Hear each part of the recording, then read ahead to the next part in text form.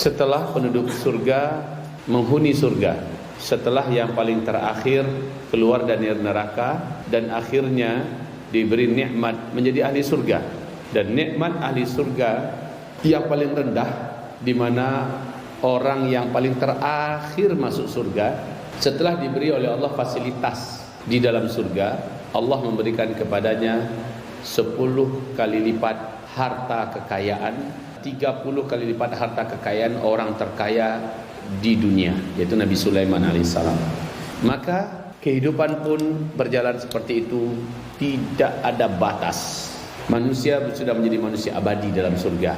Yang di neraka, karena sudah tidak ada lagi yang akan keluar dari neraka, mereka pun menjadi manusia abadi tinggal di dalam neraka. Setelah orang hari demi hari menjalani nikmat yang makin bertambah hari makin naik nikmatnya daripada yang lalu, tambah lagi hari tambah naik lagi nikmatnya daripada yang lalu. Dan di situ tidak ada kesedihan, tidak ada ketuaan, tidak ada penyakit, tidak ada kesusahan, tidak ada miskin, tidak ada penderitaan, tidak ada ancaman, tidak ada yang bahaya, tidak ada, semuanya nikmat demi nikmat demi nikmat demi nikmat. Akhirnya Allah Subhanahu wa taala bertanya, "Wahai hamba-hambaku, bagaimana hari ini kata kalian?" Para hamba berkata, "Ya Allah, Engkau telah menepati janji dan yang kami rasakan sangat tidak dapat kami sebutkan dengan kata-kata. Ini nikmat yang maha sempurna darimu ya Allah." Maka Allah berkata, "Maukah kalian aku beri nikmat di atas ini?" Seluruh hamba dalam surga tertegun. Mereka akhirnya bertanya kepada Allah, "Ya Rabb, apalagi nikmat di atas ini ya Allah? Apakah masih ada nikmat yang mengalahkan daripada nikmat surga yang kata sampai saat itu ya penduduk surga masih belum bisa mengucapkan seberapa maha sempurnanya nikmat dalam surga itu. Ini pun sudah dapat tawaran baru dari Allah. Maukah kalian aku berikan nikmat di atas ini?" Maka para hamba bertanya, "Apakah masih ada nikmat lagi di atas ini ya Allah?" Kata Allah, "Ada." "Apa itu ya Allah?" "Kalian lihatlah," kata Allah Subhanahu wa taala.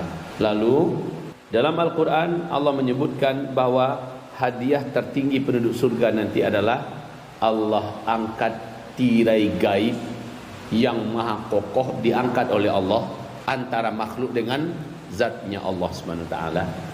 Setelah itu seluruh mata makhluk Allah jadikan, seluruh tubuh makhluk Allah jadikan sebenar-benarnya, sempurna kuatnya, sehingga mampu untuk melihat zat Allah Subhanahu wa taala. Padahal sabda Rasulullah SAW, cahayanya Allah itu seandainya cukup sebesar lubang hidung sapi, lubang hidung kerbau, dibukakan alam semesta ini, tirai gaibnya dengan cahaya Allah dibukakan, seluruh alam semesta yang ada ini langsung hangus seketika. Saking kuatnya cahaya Allah itu, saking kuatnya cahaya Allah Subhanahu wa taala. Dan saat Allah Subhanahu wa taala membuka tirai gaib antara hamba dengan zatnya Allah Subhanahu wa taala, Allah menjadikan mata dan tubuh seluruh penduduk surga saat itu menjadi sangat kokoh, ya, mengalahkan kekokohan seluruh apapun yang pernah Allah ciptakan. Inilah dia fisik orang-orang yang dalam surga nanti. Matanya juga, wa basarukal yauma hadid, pandangan matamu pada hari ini dibuat oleh Allah kuat dan tajam, ya. Wujuhu yauma idzin nadhirah ila rabbiha nazirah. Wajah-wajah pada hari itu berseri-seri, berseri-seri. Mata-mata pada hari itu nazirah, menatap, memandang. Ila rabbiha nazirah, melihat dan menatap kepada zat Rabbnya.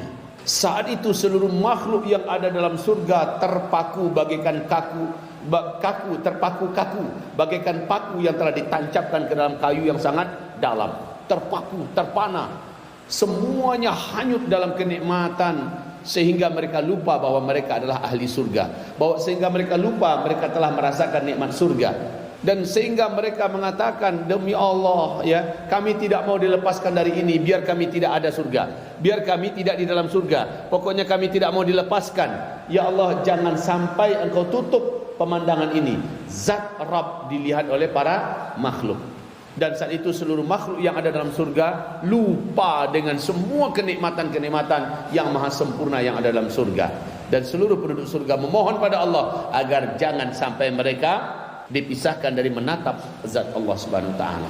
Hadirin, saat itu bertanyalah kepada Rasulullah sallallahu alaihi wasallam, "Ya Rasulullah, annan nasa qalu ya Rasulullah, hal nara rabbana yaumal qiyamah?" Benar ya Rasulullah, kami nanti akan melihat Allah zat Rabb kami pada hari kiamat? Ya, kata Rasulullah sallallahu alaihi wasallam. Faqala Rasulullah, saat mereka bertanya, apakah itu tidak menghancurkan segala-galanya? Maka Rasulullah berkata, ketika Allah menjadikan kalian kuat, hal tudarruna fil qamari lailatal badr, sama posisinya kalian melihat dengan mata telanjang bulan di bulan penuh, purnama penuh, tanpa ada awan, tanpa ada kabut. Rusak tak mata kalian, kata Rasul?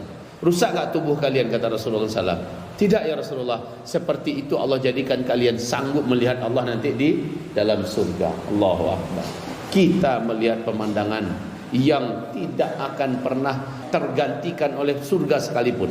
Bahkan surga Firdaus pun tidak ada pemandangan yang lebih hebat daripada melihat Allah Subhanahu wa taala. Ibarat Allah. Kemudian qalu la ya Rasulullah, qala hal tudarruna fi syams laisa dunaha sahab?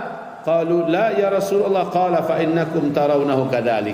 Seperti itulah nanti kalian mampu melihat Allah dan wajah seluruhnya cerah, bibir seluruhnya tersenyum, mata seluruhnya melotot, ya, melihat, dan badan seluruhnya terpasak dan terpaku ke bumi, ke tanah surga, melihat, dan seluruhnya melihat terpatung begitu ya. Dan terus seperti itu entah berapa lama. Dan ketika Allah sudah mengatakan selesai, para penduduk surga memohon, jangan ya Allah, biarlah tak jadi surga untuk kami, izinkan kami tetap bisa melihat kepada zat-Mu. Hanya sebatas itu yang bisa kita infokan kondisi puncak penduduk surga. Ikhwati wa akhwati, seluruh asatidzah, para dai, seluruh santri-santri yang kami sayangi dan kami cintai, hadis barusan ini ya diriwayatkan oleh Imam Bukhari ya di dalam kitab Tauhid, bab firman Allah Subhanahu wa taala, wujuhu yauma idzin nadhirah ila rabbiha nadhirah. Nah, dengan penjelasan singkat ini, hiburan. Ternyata ketika surga sudah menjadi khayalan, ternyata di atas surga masih ada sesuatu yang lain. Sedangkan surga saja tak bisa diucapkan dengan kata-kata, tidak pernah akan bisa dilihat di muka bumi dengan tatapan mata, dan juga tidak akan pernah ada bisa cerita yang sampai ke telinga kita. Sebegitu hebatnya surga, tak terucapkan. Di atas itu ternyata masih ada yang lebih lagi, yaitu menatap wajah dan zatnya Rabbul Alamin. Orang yang sedekil kita, orang yang serendah dan sehina kita, apakah akan sampai kita pada derajat bisa masuk surga? Jangankan untuk melihat Allah lagi, apakah kita akan sampai ke derajat bisa masuk surga? Kalau kita menjawab saya harus bisa, bagus. Saya harus memastikan saya harus menjadi ahli surga, bagus. Memang seperti itu optimisme kita ya. Tetapi optimis itu wajib berbarengan dengan amal kita hari ini. Wajib disesuaikan dengan pengkondisian dengan gaya hidup kita hari ini.